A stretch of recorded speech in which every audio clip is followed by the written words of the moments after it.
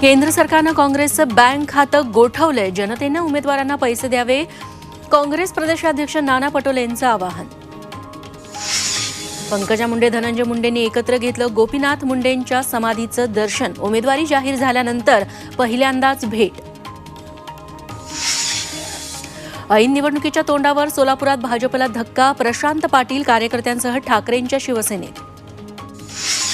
अमरावतीत नवनीत राणांच्या उमेदवारीला बच्चू कडूंचा विरोध. 6 एप्रिलला बच्चू कडू भरणार उमेदवारी अर्ज.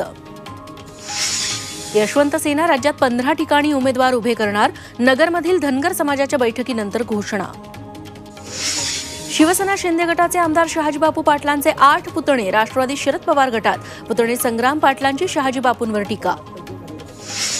नाशकात कांद्याच्या दरात 200 रुपयांची घसरण. केंद्र सरकारनं निर्यात बंदीची मुदत वाढवल्याचा परिणाम. राज्यात उन्हाच्या झळा वाढल्या. नाशिक जिल्ह्यातील मालेगावात सर्वाधिक 40.8 अंश सेल्सिअस कमाल तापमानाची नोंद.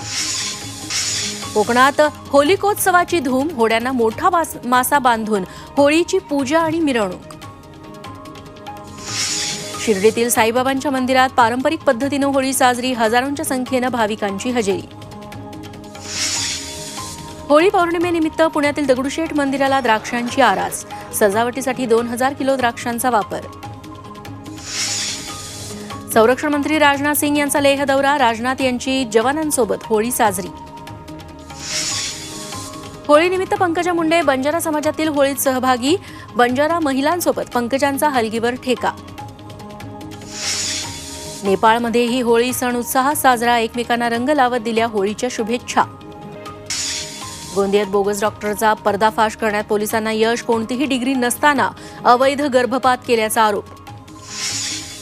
वाराणसीत मोदींविरोधात काँग्रेस सपाच्या आघाडीकडून पुन्हा अजय राय निवडणूक रिंगणात. तिसऱ्यांदा मोदींविरोधात लढणारे राय यंदा विक्रमी मतांनी पराभूत होणार की तगडी लढत देणार याकडे लक्ष. ईडी कोठडीतून अरविंद केजरीवालांचा आदेश जारी. जलमंत्रालयासंदर्भात कोठडीतून पहिला आदेश. सूत्रांची माहिती. केजरीवालांच्या अटकेविरोधात दिल्लीत 31 मार्चला इंडिया आघाडीची महारॅली. प्रमुख नेते उपस्थित राहणार. मुंबईच्या रणजी क्रिकेटपटूंना पुढील हंगामापासून दुप्पट मानधन. बीसीसीआय प्रमाणेच खेळाडूंना मानधन देण्याचा एमसीएचा निर्णय. ब्राझीलमध्ये मुसळधार पावसाचा कहर. 7 नागरिकांचा मृत्यू. शेकडो घरांचं अतोनात नुकसान. अमेरिकेनं हुती दहशतवाद्यांच्या ठिकाणांवर केले हल्ले. जहाजांवर कब्जा केल्यानं दिलं प्रत्युत्तर.